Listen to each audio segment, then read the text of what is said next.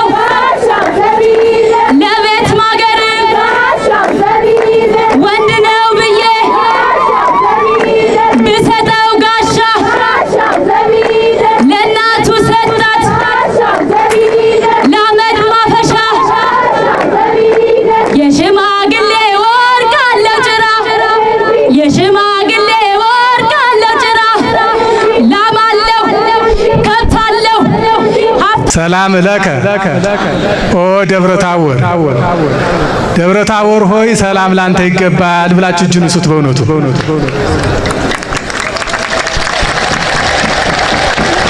ይሴኒ ለሃዩም ኩሉ አድባር ላህይከ ብሎ ይቀናል። ደም ግባት ውበት ከተራሮች ሁሉ ከአድባራቱ ሁሉ ይለያል ብሎ ቅዱስ ያሬድ ደብረ ታቦርን አመስግኖታል። የቅዱስ ያሬድ ልጆችም ቅድም አመስግነዋልና ለዚህ ዕለት እንኳን አደረሳችሁ። ያደረሰንም የተመሰገነ ይሁን። ደመናት ይዘበት ደብረ ታቦር ማዕከል አድርገው ነው። ስለሆነም ደብረ ታቦር በደብረ ታቦር ታላቅ ባህላችን ነው። ዘመናዊው ትምህርት ከፍ እንድትል ያስፈልጋት ነበር። ተቋርጦ ቆይቷል። በመስመሩም አልነበርንም። ለነገሩ ግን በግብረ ገብ ትምህርትነት እንኳን ምናልባት ትንሽ በዚያ ገባ ብለው የነበሩ አባቶች የተወሰነ ጊዜ ቢኖሩም ከዚያ ወዲህ ተቋርጦ የነበረ አሁን የምናጭደውን አዝመራ የሰበሰብን ከእግዚአብሔር በመራቃችን ምክንያት ከእግዚአብሔር ርቀን እግዚአብሔር የለህም እያልነው ስለነበረ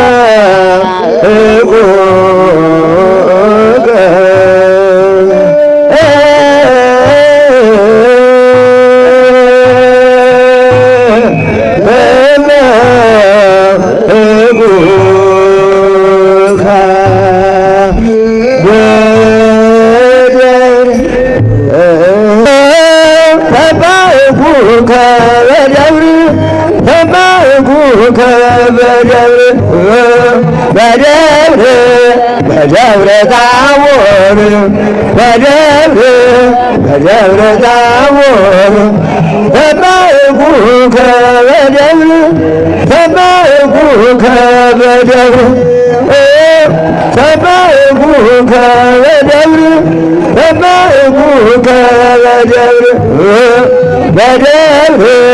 በደብረ ታቦር በደብረ ታቦር ተባረኩከ በደብር ተባረኩከ በደብር ተባረኩከ በደብር ተባረኩከ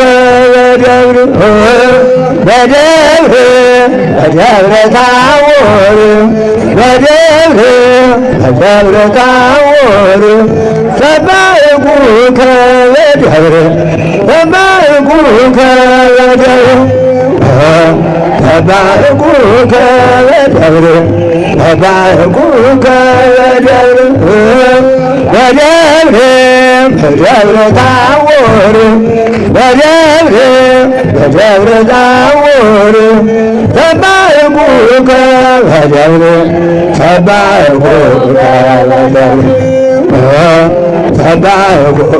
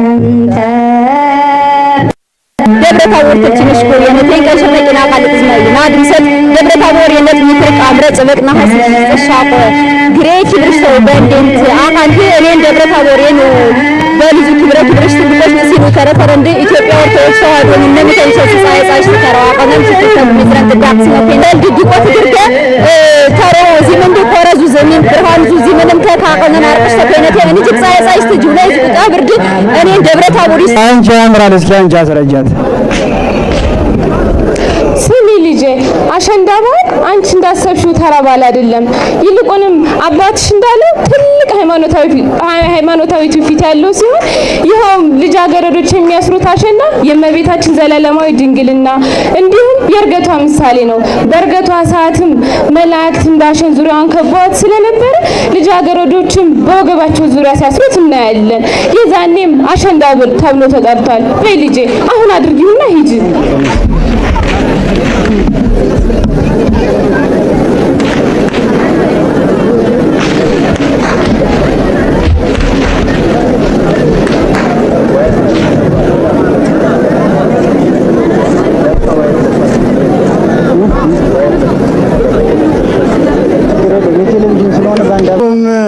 እንደ ፀሐይ ያበራ ልብሱም እንደ በረዶ ነጭ ሆነ።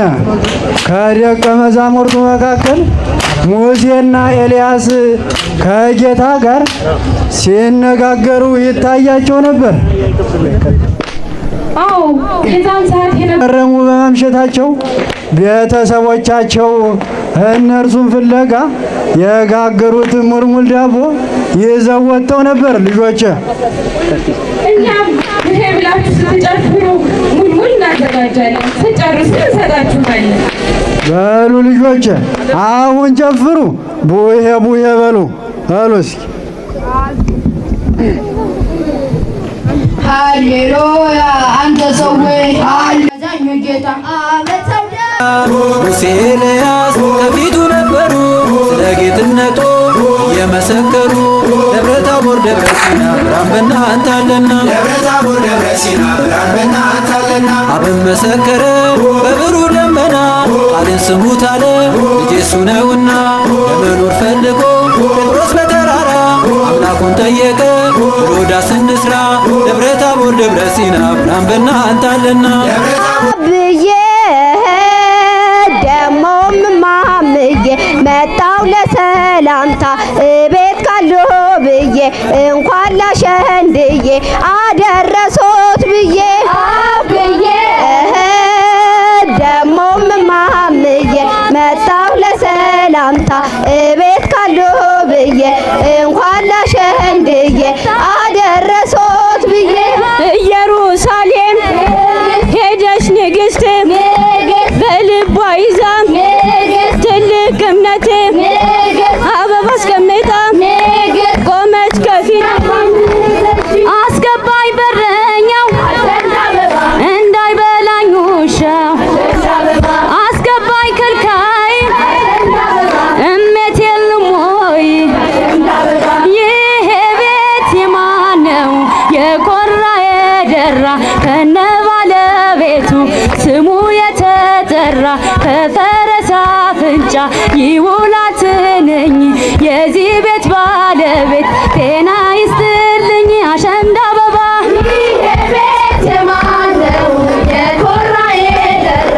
ከነ ባለቤቱ ስሙ የተጠራ ከፈረስ አፍንጫ ይውላል ትንኝ የዚህ ቤት ባለቤት ጤና ይስጥልኝ አሸንዳ አበባ ጃኖን ደርበዋል ጭራ ዘንግ ይዘዋል በመብሩቅ ልብሳቸው አባተው በዋል አሸንዳ አበባ ጃኖን ደርበዋል ጭራ ዘንግ ይዘዋል በመብሩቅ ልብሳቸው አባተው በዋል አሸንዳ አበባ የአንገትሽ ላይ ድንብል የእጆችሽ ላይ ድኮን የእግሮችሽ ላይ አልቦ የፀጉርሽ ስሬት ነው ብለሽ ካልሻቸው አለቀ ነገሩ ይሄ ነው ሚስጥሩ አሸንዳ አበባ የአንገትሽ ላይ ድንብል የእጆችሽ ላይ ድኮን የእግሮችሽ ላይ አልቦ የፀጉርሽ ስሬት ነው ብለሽ ካልሻቸው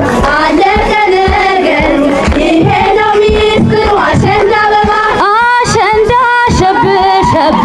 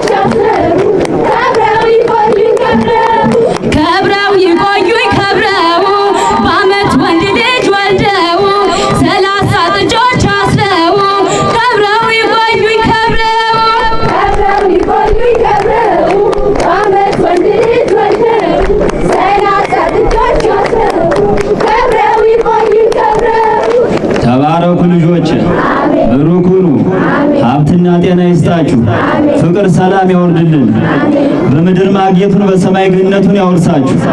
ልጆች አሸንዳ ማለት ምን ማለት እንደሆነ ታውቃላችሁ? ይውላችሁ አሸንዳ ማለት የኮረዶች የሴቶች የነጻነት ቀን ማለት ነው። ልጆች የዛሬ ዓመት በሰላም በጤና ያድርሳችሁ፣ ከፍ ከፍ ያድርጋችሁ። ምን ከረማችሁ? ሰላም ያገናኝ። እንደምን ሰነበታችሁ? እንኳን ደህና መጣችሁ። ለዚህ ዕለት ያደረሰን የአባቶቻችን አምላክ ስሙ የተመሰገነ ይሁን። ምክንያቱም ለዚህ ዕለት እንደርሳለን ብለን የዛሬ ዓመት አላሰብንም ነበር። በእግዚአብሔር ቸርነት ግን ደርሰናል። እንኳን አደረሳችሁ።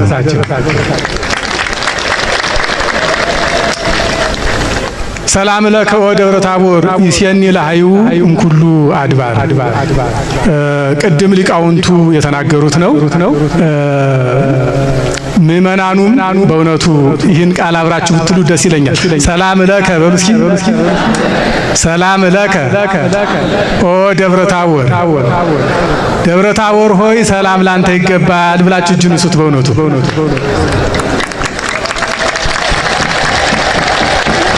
ይሴኒ ለሃዩ እንኩሉ አድባር ላህይከ ብሎ ይቀናል። ደም ግባትህ ውበትህ ከተራሮች ሁሉ ከአድባራቱ ሁሉ ይለያል ብሎ ቅዱስ ያሬድ ደብረ ታቦርን አመስግኖታል። የቅዱስ ያሬድ ልጆችም ቅድም አመስግነዋልና ለዚህ ዕለት እንኳን አደረሳችሁ። ያደረሰንም የተመሰገነ ይሁን። ደመናት ይዘምራሉ በሚል ርዕስ እንማማራለን። ደመናት ይዘምራሉ በሉ እስኪ።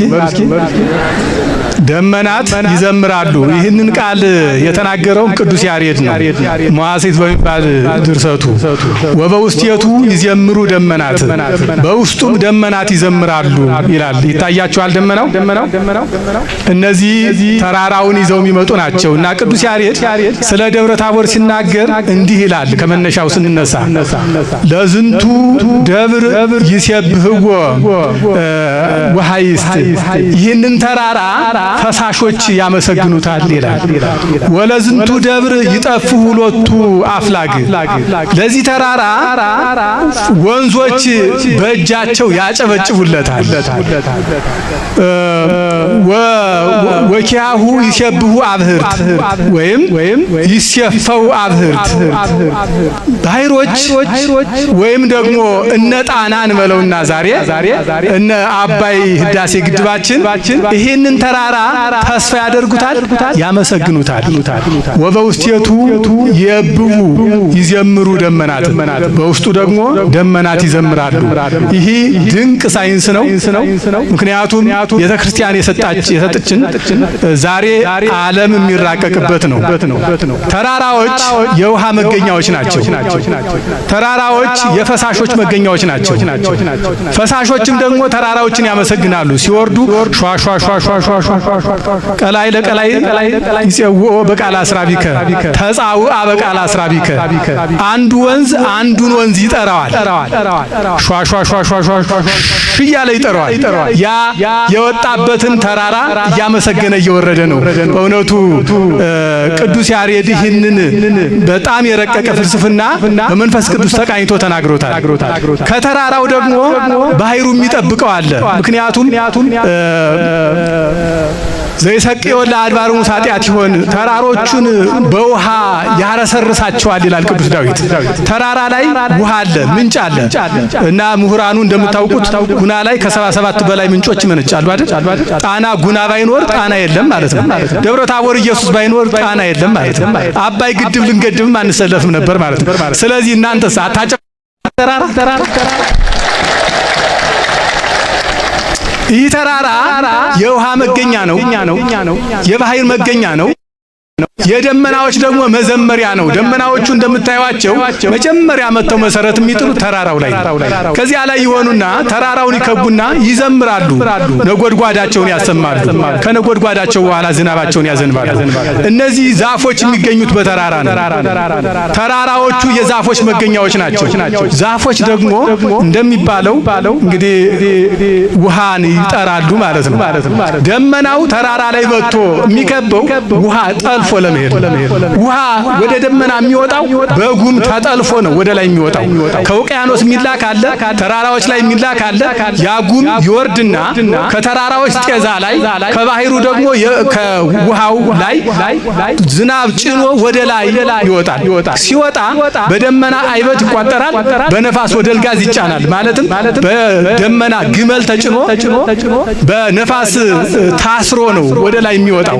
ለዚህ ደግሞ መላእክት አሉ። እነሱ መረሳት የለባቸውም። እንዲያው ተፈጥሮ ብቻ አይደለም፣ በእውነቱ ተፈጥሮ ብቻ አይደለም፣ ተፈጥሮን የሰጠ የእግዚአብሔር ጥበብ አለበት። ደመናት አሉ ይሄንን ጭነው ወደ ላይ የሚወጡ። ከዚያ በኋላ ደመናው ረቂቅ ነው እንደምታዩት። ላይን እንኳን ማረፊያ ሩቅ ካልሆኑ ሲቀርቡት የሌለ እየሆነ ነው የሚሄደው። ግን በልብስ እንኳን የማይያዘው ውሃውን ጭኖ ወደ ላይ ይወጣል። እይሰጠጥ ደመናው ያለ ቦታው ደግሞ ያዘንባል፣ ከቦታው ወስዶ ያዘንባል። ይህን ሁሉ የሚያደርገው እግዚአብሔር የተመሰገነ ይሁን። ለዚህ ሁሉ መነሻ ያደረገው ደግሞ ተራራውን ነውና ለዚህ ተራራ ወይም ይህን ተራራ ወንዞች ያመሰግኑታል፣ ፈሳሾች ያጨበጭቡለታል እያለ ይናገራል። ይሄ ምስጢሩ ደግሞ ረቀቅ ይላል። ተራራ እንግዲህ ዛፎችን ያስቀምጣል፣ ጉሞችን ደመናዎችን ይስባል። እነዚህ ሁሉ ነገሮች በተራራ ይገኛሉ። ፈሳሽ ውሃ ከተራራ ይገኛል። ንዑን ርጉሥ ተደብረ እግዚአብሔር። እንዲህ ከሆነ ይላል ኢሳይያስ ወደ እግዚአብሔር ተራራ እንውጣ፣ ወደ እግዚአብሔር ተራራ እንውጣ። ያ ተራራ ደግሞ በቅዱስ ዳዊት አነጋገር ታቦር ብሎ አንድ ቦታ ላይ ጠርቶታል። ታቦር ይለዋል። በሌላ ደግሞ ደብረ ርጉ ይለዋል። ስለዚህ ደብርና ታቦርን ስናገናኘው ደብረ ታቦር ቅዱስ ጽፎት እናገኛለን። ደብረ ታቦር ነው መዝሙር 88 ላይ እናገኘዋለን። ወደ ደብረ ታቦር እንውጣ። ከዚያ የእግዚአብሔር ቃል ይገኛል። ውሃ የተባለው የእግዚአብሔር ቃል ነው። ደመናት የተባሉ ያለው ደመናት ጸዋሪያነ ዝናም የተሸከሙ ደመና አሉ የተባሉ ደግሞ ሐዋርያት ሊቃውንት ናቸው። ደብረ ታቦር ላይ ሊቃውንቱ አሉ። ቅድም ሲያፈሱት ውሃውን አይታችኋል። ውሃ ሰውነትን እንደሚያረሰርስ ሰው ከውሃ ተለይቶ መኖር እንደማይችል ከቃል እግዚአብሔር ተለይቶ መኖር ሰው አይችልም። በእውነቱ እንዲያው በስጋው የሚንቀሳቀስ ካልሆነ ነፍሱ ሕያው አይደለችምና የነፍስ ምግብ ቃል እግዚአብሔርን የተሸከሙ ደመናት ሊቃውንት በዚህ ተራራ ይገኛሉ። ይህን ያስገኘ አባቶቻችን አምላክ ስሙ የተመሰገነ ይሁን። በዚህ ተራራ ውስጥ ደመናት ይዘምራሉ የተባለውም ሊቃውንቱ ያመሰግናሉ ማለት ነው።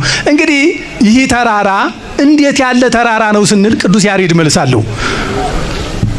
መኑ ደብር ዘያውድዎ መላእክት በአብይ ስብሐት። መላእክት በታላቅ ምስጋና የሚከቡት እንዴት ያለ ተራራ ነው። ወመኑ ደብር ዘተነበዩ ሁለቱ ነቢያት ትንቢት የተናገሩለት እንዴት ያለ ተራራ አለ። እስኪ ልብ በሉ። የትኛው ተራራ ነው ትንቢት የተነገረለት? ይህ መጽሐፍ እኮ ተራራ ትንቢት ተነግሮለታል። ቅዱስ ያሬድ ደብር ርጎ ደብር ጥሉል ብሎ የለመለመ ውበቱ ያማረ ዛፎች ያሉበት ምንጮች የሚመነጩበት ለምለም ተራራ ብሎ እኮ ቅዱስ ዳዊት ትንቢት ተናግሮለታል። ምሳሌም ተመስሎለታል። በደብረ ታቦር የእስራኤል ጠላት ሲሳራ የሚባል ድል ተነስቷል። ባርቅ የሚባል እስራኤላዊ መስፍን ያንን ሲሳራን ድል አድርጓል። በዚህኛው ደብረ ታቦርም አሁንም በደብረ ታቦር ጠላት ድል ተደርጓል። ያም ዲያብሎስ ነው። ስለዚህ በደብረ ታቦር ብርሃነ መለኮቱ ሲገለጥ አንድነት ሶስትነት ሲታወቅ ምስጢር ሲተረጎም ለሚያስተውል ለሚገባው ምስጢር ጉል ሆኖ ሲታወቅ በዚያ ጊዜ ያረካች ነፍስ ያላመነች ሕይወት የለችም። ስለዚህ ይህ ተራራ ትንቢት የተነገረለት ነው። መላእክት ከበውታል። ፈጣሪያቸው ካለበት መላእክት አይለዩምና የትኛው ተራራ ነው መላእክት የከበቡት በታላቅ ምስጋና ሲያመሰገኑለት? የትኛው ተራራ ነው ነቢያት ትንቢት የተናገሩለት? ስለዚህ ከደብረ ታቦር ውጪ ይላል ጌታ ስራ የሰራባቸው ሁሉ ትንቢት ተነግሮላቸዋል። ውሃው ከውሃ ተለይቶ ትንቢት ተነግሮለታል። እሱም ዮርዳኖስ ነው። ዋሻዎች ተለይተው ከዋሻ ትንቢት ተነግሮላቸዋል። እሷም ቤተልሔም ናት የሚወለድባት። ተራራ ከተራራ ተለይቶ ትንቢት ተነግሮለታል። ይኸውም ደብረ ታቦር ነው። እንዲሁም ቀራንዮ ነው ዓለም የሚድንበት። መቃብራት ከመቃብራት ተለይተው ትንቢት ተነግሮላቸዋል። ጌታ ተቀብሮ የተነሳበት ጎልጎታ ነው። ስለዚህ ከነዚህ ከተመረጡ ቦታዎች መካከል አንዱ ደብረ ታቦር ነውና እንዲህ ያለ ተራራ ወዴት አለ ይላል ቅዱስ ያሬድ። እንዲህ ያለ ተራራ ወዴት አለ? ማን ሰምቶ ያውቃል? ጌታችን ወደዚህ ተራራ ነው ሐዋርያቱን ያወጣቸው። ወደዚህ ተራራ ነው አውጥቶ ብርሃነ መለኮቱን የገለጠላቸው። ለዚህ ተራራ መውጣት ምክንያቱ ምንድነው? ሁለት ሶስት ነገሮችን እናንሳና እንቋጫለን ትምህርታችን። ቂሳሪያ የሚባል ጉባኤ ሰርቶ ቂሳሪያ የሚባል ቦታ ላይ ተራራ አይደለም ዝቅተኛ ቦታ ላይ ሐዋርያቱን ሰብስቦ ጌታችን እንዲህ ሲል ጠየቃቸው። መነ ይብለኒ ሰብ፣ ሰው ማን ይለኛል ብሎ። ሰው ማን ይለኛል እኔን? በሰው ዘንድ ምን ያክል ጥቅም ሰጪ ነኝ? እንዴት ያለው ጠቃሚ ሰው ነኝ? ሰው ይወደኛል፣ ይጠላኛል፣ ያመሰግነኛል፣ ይነቅፈኛል። ምንድነው ስለኔ የሚለው ሰው ብሎ ጌታችን በእውነቱ ሰው የሚለውን የማያውቅ ሆኖ ነው። ገና እኮ እምቅድመይን ግርቦ የአምር ግይዞ ለሰብ ገና ሳይነግሩት ሳይታሰብ እኮ የሚያውቅ ነው። እኛ ከሱ በኋላ የመጣን ሰዎች በተለያየ መስመር ሰውን ምንመራ እስከ ቤተሰብ ድረስ ምንመራ ሰዎች ሰው ማን እንደሚለን ለምን እንደምንኖር እንድናውቅ የተጻፈ እንደሆነ ልብ ይሏል። ይህን ሲጠይቃቸው ግን መልሳቸው አርኪ አልነበረም። አንዳንዶቹ ኤልያስ ነው ይሏል፣ አንዳንዶቹ ሙሴ ነው ይሏል፣ አንዳንዶቹ ኤርሚያስ ነው ይሏል፣ አንዳንዶቹ ዮሐንስ ነው ይሏል እያሉ የየራሳቸውን ተናገሩ። እናንተ ራሳችሁ ማን ትሉኛላችሁ ተባሉ። በእውነቱ ሰው የሚቀርበውም ከውስጡ ማን እንደሚል መታወቅ መቻል አለበት። አንዳንድ ጊዜ ሰው እንዲሁ አጨብጫቢውና እንደገና ውስጡ የሚለው ደግሞ ይለያያል።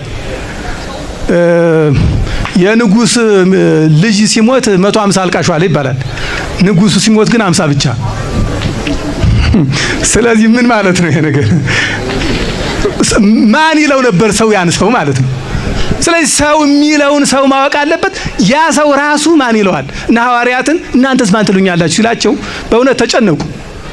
ከፊቱ የሚሉትን ማለት ደግሞ ከባድ ነው። ሰው ሆኖ ሰው መቼስ እወደድ ባይ ነው። ሁሉ ነገር እንደምታውቁት እወደድ ባይ ነው። ጴጥሮስ ግን እውነተኛ ነበርና እጁን አወጣና አንተ ውእቱ ክርስቶስ ወልደ እግዚአብሔር የአብ የባህሪ ልጁ ኢየሱስ ክርስቶስ ሕያው ኢየሱስ ክርስቶስ አንተ ነህ አለ። በዚህ ጊዜ ጴጥሮስ ተሸልሟል። ሁላችንም ለዚያ በረከት ያብቃን። ያን ሽልማት ማግኘት የሚቻለው የጴጥሮስን ቃል መናገር ሲቻል ነው። አንተ በሉ እስኪ የአብ የባህሪ ልጅ ነህ። ይህን ያለ ጴጥሮስ ብቻ ስለነበረ ግን በስድስተኛው ቀን ዋመሰዱስ ነሶሙ ኢየሱስ በስድስተኛው ቀን ወደ ደብረ ታቦር ሐዋርያትን ይዟቸው ወጣ። ማን ትሉኛላችሁ ሲላቸው ሙሴ ነህ ያሉ ነበሩ፣ ኤልያስ ነህ ያሉ ነበሩ። ከነቢያት መካከል ኤልያስና ሙሴ መጡ ራሳቸው። ማን ነው ሙሴ ነው ያለ? የኔ ጌታ እኮ ነው እንጂ እኔማ እኔ ነኝ አለ ሙሴ። ኮልታፋውን እኔን ነው እንዴ ክርስቶስ ጌታዬን የምትሉት አለ። ኤልያስም እኔ ኤልያስ ነኝ እኔ ራሴ ያለሁ የኔ የኤልያስ ጌታ እንጂ ማን ነው ኤልያስ ያለው ብሎ ኤልያስም ራሱ መጥቶ መሰከረ። ከነዚያ መካከል 3 ባለሟሎቹ ደግሞ ከሐዋርያት ከ12ቱ 3ቱ አብረው ወጥተዋል። ከላይ እነሱም ያንን ሲሰሙ አብ በደመና ሆኖ ይሄ ልጄ ነው ብሎ ጴጥሮስ የመሰከረውን ሲደግም በዚያ ጊዜ ያንን ድምጽ መስማት ያንን ብርሃን ሆነ። ደመና መጣ፣ እንዳሁኑ ደመና መጣ። በዚያ ደመና ውስጥ ግን ብርሃን መጣ። ያን ብርሃን ባይናቸው ማየት ያንን የአብን በደመና ሆኖ የሚናገረውን የአብን ድምጽ መስማት ሲያቅታቸው ሐዋርያቱ ወደቁ ይለናል። እንግዲህ በእውነቱ ድንቅ ነገር ነው። ይህ ፀሐይ ከፀሐይ በላይ ነው ይላል ዮሐንስ አፈወርቅ። ከፀሐይ በላይ ነው። ይህን ፀሐይ አይቶ የወደቀ ማን አለ ይላል። ያ ብርሃን ግን ሐዋርያትን ጣላቸው። ስለዚህ ከዚያ በላይ ነው። ጳውሎስ ብርሃን አይቶ አይኑ ተሰውሯል። ለምን? ብርሃን አይንን ያሳያል እንጂ አያሳውርም ነበር። ከአቅም በላይ ሲሆን ግን አይቻልም። ስለዚህ ያንን ብርሃን ማየት አልቻሉም። እዚያው ካሉበት ሆነው ግን ጴጥሮስ እንዲህ አለ፣ ሰናይ ለናል በዚህ መኖር ለኛ መልካም ነው አለ። በየት መኖር? በዚህ መኖር። እስኪ አስቡት። ከቅድሙ ዝማሬ ተነስተን ቅድም እንዲያው አንድ ነገር ልብ ስል ነበረ። ሁላችሁም አይታችኋቸው ይሆናል። ሕፃናቱ አንዲቱን አንዷ በእጇ ይዛ በእጃቸው ተያይዘው እንዲህ ወደ ኋላ ተንጋዳ ያችኛቱም ወደ ኋላ ሁና ራሷን ለዚያችኛቱ ሰጣ ይዞሩ ነበር። ይቺ ልጅ እጇን ለጓደኛዋ ስለሰጠች እወድቃለሁ ብላ አልሰጋችም። ይዛታለች፣ ተያይዘዋል። ብትለቃት እኮ ትወድቃለች። ምን ያክል እምነት እንደጣለችባት አስቡ። ይሄ በጣም የሚገርም ነው። እነዚህ ልጆች እጅ ለእጅ ተያይዘው እንደዚህ ሲዞሩ ቢላቀቁ ግን መቆም አይችሉም። እኛም እንደዚህ እኮ ብንያዝ አሁን እንዲያው ይባላል እጅ ለእጅ ተያይዘን ይባላል። በእውነት እጅ ለእጅ ተያይዘናል? በእውነቱ ሚዲያዎች ላይ ስንሰማ እጅ ለእጅ ተያይዘን ነው፣ ግን እጅ ለእጅ ተያይዘናል? እጃችን እየተያያዘ ነው እየተያያዘ። በእርግጥ ያው ሁለቱም መያዝ ለሁለቱም ይሰጣልና በየትኛው እንደተያያዝነ ግን እንጃ እግዚአብሔር ያውቀዋል። ስለዚህ እነዚህ ልጆች የሰሩት በሙሉ አስተማሪ ሲሆን ይሄን መውሰድ ይገባናል ማለት ነው። ስለዚህ ወደ ተራራው አውጥቶ ያንን እታች መሬቱ ላይ ያልመለሱትን መልስ ተራራው ላይ እንዲመልሱት አደረጋቸው። ለምንድን ነው ወደ ተራራው ያወጣቸው? ተራራ ከመሬት ከፍ ያለ ነው። ወደ ላይ ከፍ ሲያደርጋቸው ወደ ላይ ሲወጡ ያን ጊዜ አይምሯቸውም ከፍ ሲል ከሜዳ ከታች ሆነን ማናየውን ሁሉ ተራራ ላይ ስንወጣ እናየዋለን። አሁን ደመናው ይዞን እንጂ ጣናን ሁሉ እናየዋለን። ከዚህ ሆነን ጣና ይታያል። እዚህ አንዱ ከሚጎበኙ ቦታዎች ጣና ነው። ከዚህ ሆኖ ጣና ይጎበኛል። እዚህ ሆኖ ደግሞ ጉና በዚያ ይታያል። እዚህ መሬት ሆኖ የማይታይ ቦታ የለም። ተራራ ሁሉን ያሳያል። ሰውም በአስተሳሰቡ ከፍ ሲል ከታች ሲሆን ያለባትን አካባቢ ብቻ ነው የሚያየው። ከፍ ሲል ግን ሁሉን ነው የሚያየው። ሰው ላቅ ያለ አስተሳሰብ ወደ ላይ መጠቅ ያለ ዕውቀት ሲኖረው ያን ጊዜ ሁሉን ሳይለይ ያያል። ሁሉን ያያል። በእምነት ሳይለይ፣ በዘር ሳይለይ፣ በቋንቋ ሳይለይ፣ በምንም ሳይለይ እኩል ሰውን ሰው በመሆኑ ያያል። ከሰውነት በኋላ ነው ሌላው ነገር ሁሉ የመጣው። በእውነቱ እንዲያው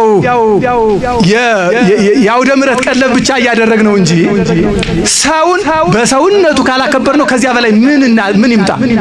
እንዴ ይገርማችኋል። ጉንዳን እኮ ጉንዳንን የምታከብራት እንኳን ጉንዳን በመሆኗ ብቻ ነው። ጉንዳንን እኮ ጉንዳን አትነክሳት። ይገርማችኋል። እንዲያው መንገድ ጠብቀው ነው የሚሄዱት። እንዲያው ይገርማችኋል። ተራ ጠብቀው ወረፋ ጠብቀው ተከባብረው። ለምሳሌ ጉንዳንን እንደገና እንድታዩልኝ አንዷ ጉንዳን ከምስራቅ አንዷ ጉንዳን ከምዕራብ ሲሄዱ መንገድ ላይ ቢገናኙ እንደኛ ሳይተያዩ አይተላለፉም። ፊት ለፊት ግንባር ለግንባር ተሳስመው ነው የሚተላለፉ። ሰላም ተባብሎ ይገርማቸዋል። እነዚህ ጥቃቅን ፍጥረታት ይህን ያክል ፍቅር ካላቸው እኛ በአይምሮ በእግዚአብሔር አምሳል የተፈጠርን ሰዎች ሰው በመሆናችን ወደ ተራራው ስንወጣ አስተሳሰባችንን ከፍ ሊል ያስፈልጋል። በእውነቱ ከፍ ጌታ ወደ ተራራ ያወጣቸው ለዚያ ነው። ይሄን ነው ዛሬ መናገር የምፈልገው። በእውነቱ ዛሬ እንዲያው የምፈልገው ሰው ሁሉ አለልኝና መናገር የፈለኩት ለዚያ ነው። እንዴ አስጨበጭባል እንዴ? ሁላችንም ስላለን ብዬ ነው። ስለዚህ ከፍ ስንል ከፍ እንላለን። እንዲያው አንድ ቅድም ያነሳሁት ታሪክ ራሷ ታሪክ ያደረገችው ሰው ብያቸዋለሁና መራራ እውነት የምትል መጽሐፍ አንዲት ሳነብ ነበር። በእውነቱ እንዴት ያለች መሰለቻችሁ! እንዲያው ለማገናኘት ብዙ የታሪክ ምሁራኖች አሉን። መቼስ እንግዲህ የታሪክ ምሁራን ይሁኑ የታሪክ እንዳላውቅ እና የተሰጠንን ከፍ ስንልበት ተራራው ላይ ስንወጣ ዙሪያ ገባውን በደንብ እንድናይበት ነው እዚያ ቦታ ላይ ከፍ ምንለው። ስለዚህ ከፍ ባልን ቁጥር ላይ ሆነን ደግሞ ስንወድቅ አወዳደቃችን ይከፋል። ከባድ ነው። ተራራ የወጣ ሰው የወጣውን ያክል ለመውረድ አይጨነቅም። ገብቷችኋል? ሲወጣ ትንፋሹ ላበቱ ምኑ እየተጨናነቀ ይወጣና ሲወርድ ግን በአንድ ጊዜ ነው የሚወርድ። እንደወጡ ከላይ መቅረት ግን እንዴት ያለ መታደል ይመስላችኋል? በእውነቱ ስለዚህ ጌታ ወደ ተራራው ከፍ አደረጋቸውና ደብረ ታቦር ላይ ያወጣቸውና ምስጢሩን ገለጸላቸው። ስለዚህ ምስጢር የሚገባ በአስተሳሰብ ከፍ ሲባል፣ በእውቀት ከፍ ሲባል እንደዚያ ነው። ልህቀት አይምሮ ወይም የአስተሳሰብ ልህቀት የአመለካከት እድገት ሲያመጣ ሰው ምስጢር ይገለጥለታል። ይሄ ልልና ነፍስ ይባላልና ይህን ጸጋ ያድለን እግዚአብሔር፣ ያድለን እግዚአብሔር። በእውነቱ እንግዲህ ታስታውሳላችሁ የዛሬ ዓመት ብዙ ወንድሞቻችን አተናል። አንድ ቤት 6 አተናል። የዛሬ ዓመት እንዲህ አላከበርንም፣ እንዲሁ ተበታትነናል። ይሄ ያመጣው ድፋው ላይ ሳለን ነው። ዛሬ ተራራው ላይ ወጥተናል። እንግዲህ እንዳንመለስ የእግዚአብሔር ፈቃዱ ይሁንልን። በእውነቱ በዚህ መኖር ለኛ መልካም ነው አለ ቅዱስ ጴጥሮስ። በዚህ መኖር ከፍ ባለ ቦታ ከፍ ባለ ሐሳብ መኖር ለኛ መልካም ነው። በዚህ እንድንኖር የእግዚአብሔር አምላካችን ፈቃዱ ይሁን። ይህን ሲል ግን ጴጥሮስ ምን አለ? አሃደ ለከ ወአሃደ ለሙሴ ወአሃደ ለኤልያስ ንግበር ማይደር። ጴጥሮስ ነው እንዲህ አለ። አንድ ለአንተ አለው ጌታ፣ አንድ ለሙሴ አንድ ለኤልያስ እንስራ አለ። ጴጥሮስ ለኔ አላለም። ይገርማችሁ። ሰው ከፍ ሲል ተራራው ላይ ሲወጣ ለኔ ቤት ልስራ አይልም። ላሊበላ ቤተ መንግስት አልሰራም፣ ቤተ ክርስቲያን ሰርቷል። ይገርማቸዋል። ሰው ከፍ ሲል ጴጥሮስ ለራሱ ይላል በመጽሐፈ ስንክሳራችን፣ ጴጥሮስ ለራሱ ምን ተመኘ ካልከኝ እኔ የእናንተ ሎሌ ሁኜ እኖራለሁ ማለቱ ነው ይላል። ለምን ለወንድሞቹም አልተናገርም። ከሱ ጋር ያዕቆብ የሚባል ሐዋርያ፣ ዮሐንስ የሚባል ሐዋርያ፣ ጴጥሮስ ራሱ ሶስት ናቸው። እነዚያ ይሰራላቸው የተባሉትም ሶስት ናቸው። አንዱ ጌታ ነው፣ አንደኛው ሙሴ ነው፣ ሌላኛው ደግሞ ኤልያስ ነው። እንግዶች ናቸው፣ ከነሱ ጋር የቆዩ አልነበሩ። ስለዚህ እንግዶች ስለሆኑ ቤት ያዙ ተባለ። ቤት ያዙ። አሁን እኛ ቤት የት እንደምናደር አናውቅም፣ ግን እነዚህ የመጡ እንግዶቻችን በእውነቱ ማረፊያ እንዲሰጣቸው እንጠይቃለን እኛ ማለት። ምክንያቱም እንግዶቻችን ናቸው በእውነቱ። እኛ ግን ያው የራሳችን ጴጥሮስ ለእኔ ልስራ፣ ለዮሐንስ ለወንድሜ ይሰራለት፣ ለያዕቆብ ይሰራ አላለም። እንዲያው ዛሬም ከፍ ስንል እንደዚያ ብንል ጥሩ ነው። ለእኔ ወንድም፣ ለእኔ እህት፣ ለእኔ አጎት ባንል እንዲያው ራቅ ያለውን ቀረብ የምናደርግበት፣ ያኮረፈውን እንዲያው ፊቱ ፈታ የምናደርግበት ነገር እየፈጠር ያኮረፉትን እያሳገስን በእውነቱ ብንቀጥል አሁንም ተራራው ላይ ነንና ክርስቶስም ምስጢሩን ይገልጥልናል። ስለዚህ ጴጥሮስ ለወንድሞቹና ለራሱ ለሶስቶቹ ቤት አሰራና እኔም ወንድሞቼ ሶስት ሆነን ደግሞ የእናንተ አገልጋዮች ሆነን ታዛዦች ሆነን እንኖራለን። ሰው እንደዚያ ነው፣ ባለስልጣን መሆን መታዘዝ ነው ይባላል። እንደዚያ ነውና ሁላችንም በተሰጠን ለሌላው ማስቀደም ምን ያክል ጸጋ እንደሆነ ልናስታውስ ያስፈልጋል። ስለዚህ የተከበራችሁ እንግዶቻችን እዚህ የምስጢር ተራራ እንኳን በሰላም መጣችሁልን በሏቸው። እኛ ለእናንተ ቤት እንስራ እያልን ነው። እናንተም ደግሞ እንደዚያ ነው አይደል? በእኛ ዘመን ለአንተ ሲባል ደግሞ ለአንተ እንዲል ነው የሚባለው እና እንደዚያ ነው። ስለዚህ በዓሉን የበረከት የሰላም እንዲያደርግልን ፈቃዱ ይሁንልን። እኔ በእውነቱ ትንሽ ነገር መቼስ ባለቤት ሳይናገር እንግዳ ደግሞ ሌሎች እንግዳ አይናገርምና ለዚያ ትንሽ መግቢያ ነገር ነው። ከዚህ በኋላ በተለይ ብፁዕ አባታችን አቡነ ሰላማ ብፁዕ አባታችን እኔ በመልክ ዛሬ ሳያቸው ነው። ታሪካቸውን ግን ካየሁት ከማውቀው ሰው በላይ አውቀዋለሁ። አቡነ ሰላማን አውቃቸዋለሁ፣ በመልክ ግን አላውቃቸውም። አንዳንድ ጊዜ እንዲህ ያለ መታደልም አለ። ጎንደር ከኛ በፊት የጉባኤቱ ምክትል መምህር ነበሩ። የኔታ ጌታው ሊቀ ሊቃውንት መንክር መኮንን ምክትል መምህር ነበሩ። እሳቸው አሁንም ናቸው። እዚያ በላይ ከምክትል መምህርነታቸው በላይ ደግሞ ይህንን በብፁዕ ቅዱስ አባታችን አቡነ መርቆሪዎስ ይህን የክብር ደግሞ ጸጋ ጨምረውልን መጥተዋል እና እኔ ሰድ አላገኟቸውም። ስማቸው ግን ሊቅነታቸው፣ ደግነታቸው፣ አባትነታቸው ሲነገር ጆሮዬ ልቡናዬ አውቋቸው ነው የምኖረው። ስለዚህ ከኔ የጎደለውን መልተው አስፍተው ደግሞ ያስተምሩናል። ስለነበረ ጊዜ እግዚአብሔር አምላካችን የተመሰገነ ይሁን። በዚህ ተራራ ደመናዎች ይዘምራሉ። ይህን ተራራ ውሃዎች ያመሰግኑታል።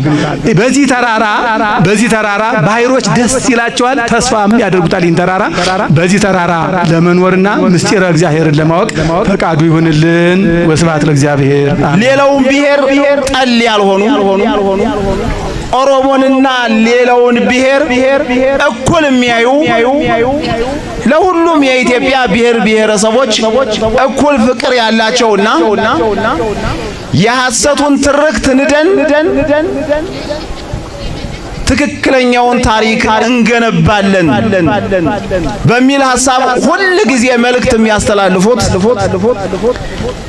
ሌሎችም ጥሪ የተደረገላችሁ እንግዶች፣ የጸጥታ አካላት፣ ልዩ ልዩ ሚዲያ ባለሙያዎች ይህን ዝግጅት ያዘጋጃችሁ የኮሚቴ አባላት፣ አጠቃላይ የደብረ ታቦር ሕዝብ እንኳን ለዚህ በዓል በሰላም አደረሳችሁ ማለት ፈልጋለሁ። በከፍተኛ ታሪክና ገድል የሚነሱት አጼ ቴዎድሮስ ናቸው። የሀገር ወዳዱ መሪ አጼ ቴዎድሮስ በታሪክ ፊት የታወቁበት አኩሪ ተግባር የፈጸሙበት ደብረ ታቦር ማዕከል አድርገው ነው። ስለሆነም ደብረ ታቦር በደብረ ታቦር ታላቅ ባህላችን ነው። ደብረ ታቦር የታሪኮች እና ሃይማኖታዊ ትውፊቶች እና ባህሎች ባለቤት ተዘምሮ ስለሆነ ኢትዮጵያ መዝሙር ተዘምሮ እንደገና አባታችን ወይ የሚል መዝሙር ተዘምሮ ነበረ።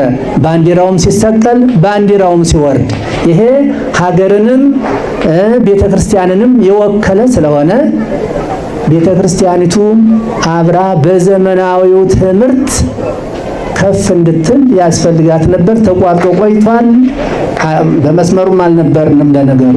ግን በግብረ ገብ ትምህርትነት እንኳን ምናልባት ትንሽ በዚያ ገባ ብለው የነበሩ አባቶች የተወሰነ ጊዜ ቢኖርም ከዚያ ወዲህ ተቋርጦ የነበረ አሁን የምናጭደውን አዝመራ የሰበሰብን ከእግዚአብሔር በመራቃችን ምክንያት ከእግዚአብሔር ርቀን እግዚአብሔር የለህም እያልነው ስለነበረ ይሄን አሁን የምናጭደውን ዳር እስከ ዳር የመከራ ጽዋ የመከራ አዝመራ እያዘመርን እንገኛለን። ስለዚህ ከዚህ መከራ ሁሉ እንድንወጣ አሁንም ወደ እግዚአብሔር አሁንም ወደ ቀደመ ክብራችን አሁንም ወደ ቀደመ አንድነታችን መመለስ ያስፈልገናል።